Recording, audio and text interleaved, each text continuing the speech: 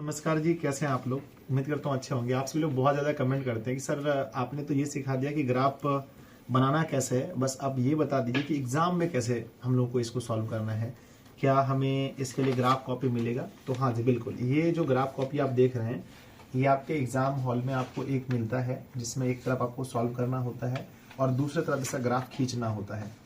ठीक है, आपके साथ में क्या क्या होना चाहिए? साथ में एक आपका पेन, जिस पेन से आप इसको ग्राफ को सॉल्व करेंगे। दूसरा हमारा आता है समीकरण को सॉल्व करेंगे। दूसरा हमारा आता है एक स्केल होना चाहिए और इसको खींचने के लिए एक पेंसिल होना चाहिए।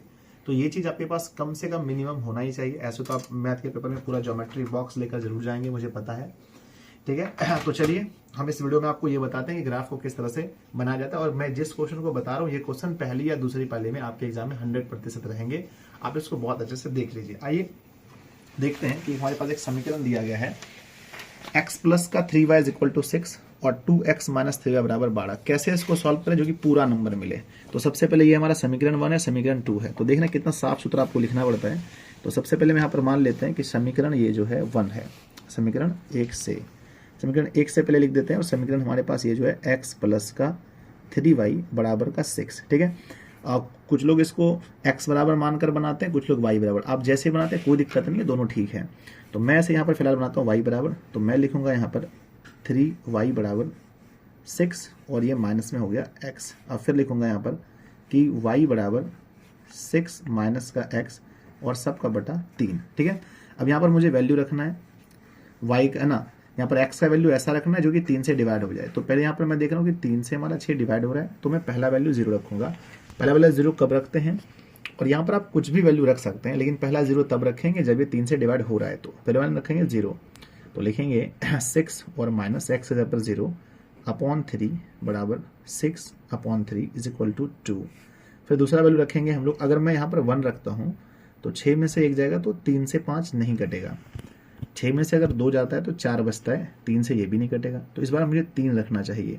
तो मैं रखूँगा 6 और माइनस का 3 और बटे का हमारा 3। तो 3 बटा 3 कट के हमारा 1 आएगा। कुछ लोग इसको पूरा सॉल्व करते हैं, कुछ लोग है ना ऐसा अंदाजा लिख देते हैं। अगर मैं 4 रखता हूँ तो फिर 2 बचेगा, नहीं कटेगा। 5 रखूँगा तो नहीं हुआ, इसका 6 रख देता हूँ। तो 6 और माइनस 6 बटे हमारा 3 बराबर 0 बटा 3 बराबर 0, है ना। इसका एक ये रूल है कि आपको कम से कम 3 मान लेना चाहिए ताकि ग्राफ आपका बहुत अच्छा हो। स्केल से आप इसके लिए कॉलम बना लेना जी। तो यहाँ पर मैं स्केल से एक कॉलम बना लेता हूँ, आप लोग इसको देख सकते हो। ये जो कॉलम है हमारे पास, ठीक है, एक बेहतर सा बहुत बेहतर कॉलम होना चाहिए। इसको आप पेन से ही सॉल्व करेंगे समीकरण को। जब ग्राफ खींचेंगे तो फिर हम लोग पेंसिल से खींचेंगे। ठीक है, तो ये मैंने 3 वैल्यू दिया, तो कम से कम मुझे 4 बनाना पड़ेगा। 1, ये आपका बन गया। अब यहाँ पर हम क्या करेंगे, यहाँ लिख देंगे हम x को, यहाँ लिख देंगे y को। x हमारा 0 आ गया, 0 ले लिया था हमने x, तो आया था 2, और 3 लेने पर आया था 1, और 6 लेने पर आ गया था 0। अब ये कॉलम किसका है तो मुझे लिखाना है, तो लिखना पड़ेगा x प्लस 3y बराबर का 6। ठीक है, तो पहला समीकरण हमारा पूरी तरह से सॉल्व हो चुका है। और यहाँ पर हम क्या करने वाले हैं, कम से कम 2 से 3 लाइन छोड़ने वाले हैं। चलिए अब हम लोग क्या करते हैं, कम से कम यहाँ पर 2 लाइन छोड़ते हैं और यहाँ लिखते हैं पुनः। क्या लिखते हैं? पुनः। और लिखते हैं समीकरण 2 से, समीकरण 2 से, या समीकरण 2 में कोई दिक्कत नहीं है, आप लिख सकते हैं। हमारे पास 2 समीकरण है ना। ये हमारा है 2x और minus 3y is equal to 12। अब मुझे चाहिए y, तो मैं यहाँ पर y बराबर निकालूंगा। तो अगर मेरे पास ज़्यादा जगह है तो फिर मैं ज़्यादा दूर दूर भी लिख सकता हूँ। तो यहाँ पर मैं लिखूँगा माइनस 3y बराबर 12, और ये माइनस में हो गया हमारा 2x। ठीक है, कॉपी आपको एक ही मिलता तो आपको गलती नहीं करना है। मैं चाहता तो 12 को इस पार भेज करके लिख सकता था, लेकिन मैंने ऐसा नहीं किया। y बराबर लिखेंगे 12 माइनस 2x और बटे ये हमारा हो गया -3। अब ऐसा मान लेना है जो कि कटे। देखो 3 से हमारा 12 कट रहा है, इसलिए मैं पहला मान 0 रखूँगा। अगर नहीं कटता तो 0 नहीं रखता। तो पहला मान लिखेंगे, चूँकि अगर मैं x का मान 0 पुट करता हूँ तो 12 माइनस 2, x जहाँ पर 0, सब का बटा करेंगे -3 से, बराबर 12 माइनस 0, है ना। 2 गुना 0 तो 0 बटा -3 बराबर 12 बटा -3, कट के आंसर आ गया -4। अब मैं रखूँगा यहाँ पर कितना, अगर मैं 1 रखता हूँ तो 2 गुना 1 होगा तो 2, 12 में से अगर हमारा गया 2 तो 10 बचा, फिर नहीं कटेगा। अगर मैं 2 रखता हूँ तो 4, फिर भी नहीं होगा, तो मुझे यहाँ 3 रखना चाहिए। ये क्वेश्चन पहली या दूसरी वाले में पक्का आएगा, इसलिए आप इसको बेहतरीन तरीके से देख लेना। 2 गुना 3 बटे हो गया -3, 12 -6 बटे -3, 6 बटे -3, कट के आंसर आ गया -2। ठीक है, चलिए अब हमें रखना है तीसरा मान। अगर मैं यहाँ पर रखता हूँ 3 तो ले लिया, 4 रखता हूँ तो 4 दूना 8, तो फिर 4 बच जाएगा। 5 रखता हूँ तो 10, 6 रखता हूँ डायरेक्ट 6, तो बराबर लिखेंगे 12 -2 गुना 6 बटे -3, 12 -12 बटे -3 बराबर 0 बटा -3 बराबर 0। ठीक है, तो अप्रॉक्स हमने 3 वैल्यू इसको रख लिया। चलिए अब हम क्या करते हैं, यहाँ पर हम लोग फिर से एक बार फिर से यहाँ पर क्या करते हैं, हम लोग इसका एक कॉलम बना लेते हैं। जैसा मैंने उधर बनाया था सेम टू सेम वैसे ही बना लेते हैं जल्दी से। और ये आपका सॉल्व हो गया। 5 में से 5 नंबर आपको मिलेंगे। और ये वाला क्वेश्चन इधर नहीं पूछा गया था पिछले साल, इसलिए मुझे पूरा भरोसा है कि इस बार एग्जाम में आएंगे। चलिए बीच में आपको लकीर दे देना चाहिए यहाँ पर भी, और ये भी आपको पेन से ही करना है। यहाँ पे लिख देते हैं ये किसका है, 2x - 3y। 12 बार ना यहाँ x होता है, यहाँ y।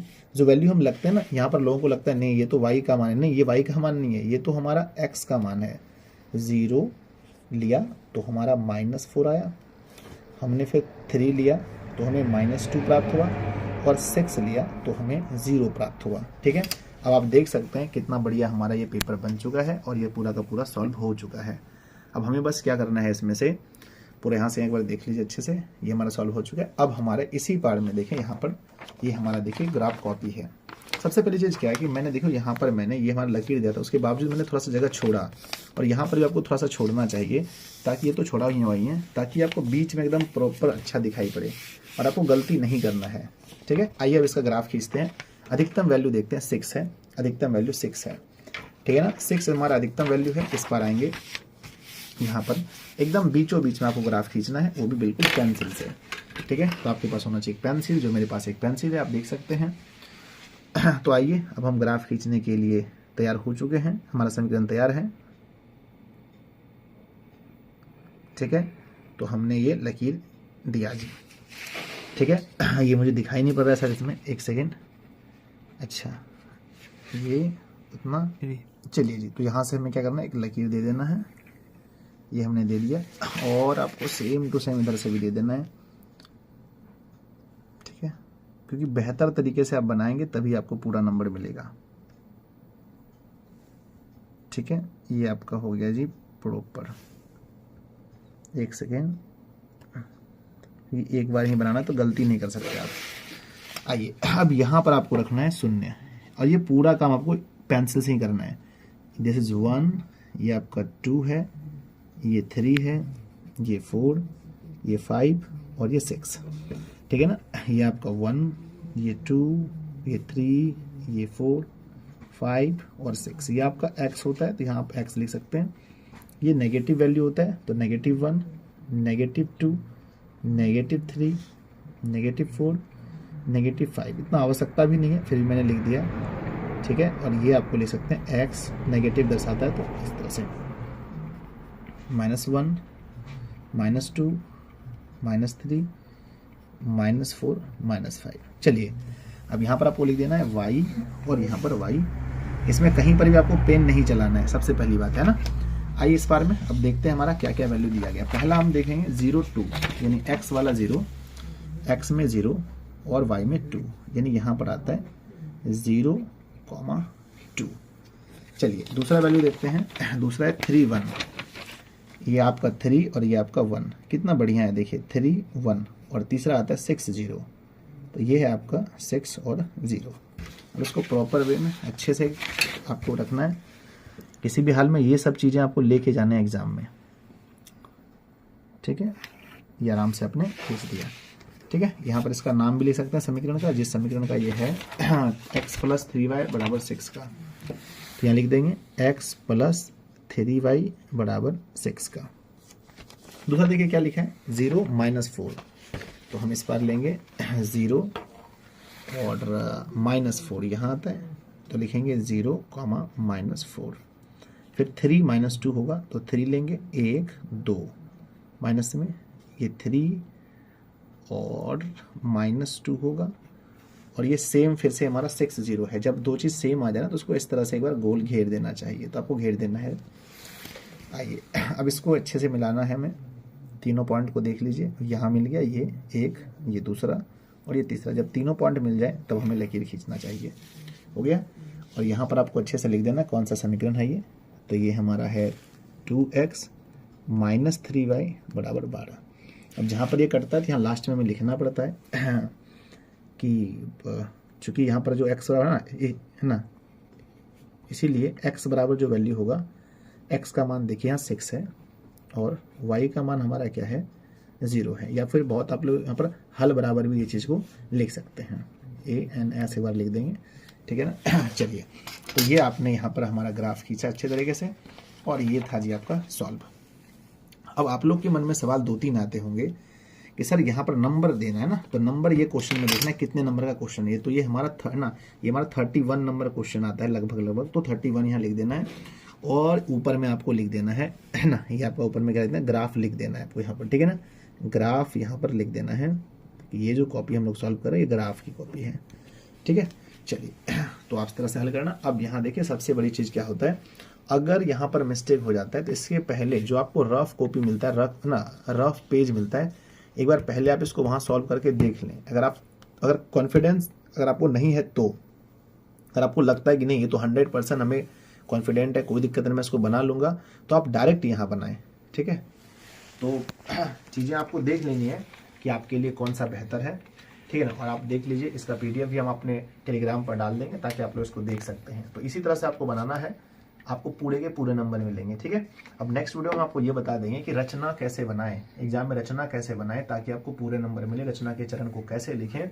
और बहुत सारे बच्चे कन्फ्यूजन होते हैं कि सर 2/3 गुना 3/4 गुना कैसे सॉल्व करें, ठीक है। हम उम्मीद करते हैं कि ये वीडियो आपको बहुत पसंद आया होगा, और आप लोग भी एक क्वेश्चन इसको पहले तो यही क्वेश्चन को घर पे बनाकर देखना है, और नीचे कमेंट करना जी क्या आप भी ऐसा बनाते हैं, है ना। आपका भी इतना बढ़िया बन जाता है, कोई दिक्कत नहीं होता है, ठीक है। और अगर आप चैनल पर पहली बार आए तो चैनल को सब्सक्राइब कर लेना जी, और इस वीडियो को लाइक जरूर करना, और अपने दोस्तों में, सबसे बेहतर दोस्तों में शेयर जरूर करना ताकि वो लोग भी सीख पाएँ। अगर कोई डाउट है आपके मन में तो आप लोग मुझे जरूर कमेंट करना, ठीक है ना। और मेरे ख्याल से आपके मन में कोई भी डाउट नहीं रहा होगा। धन्यवाद जी, मिलते हैं अगली वीडियो में, तब तक के लिए पढ़ते रहिए, हंसते रहिए, मुस्कुराते रहिए। Love you.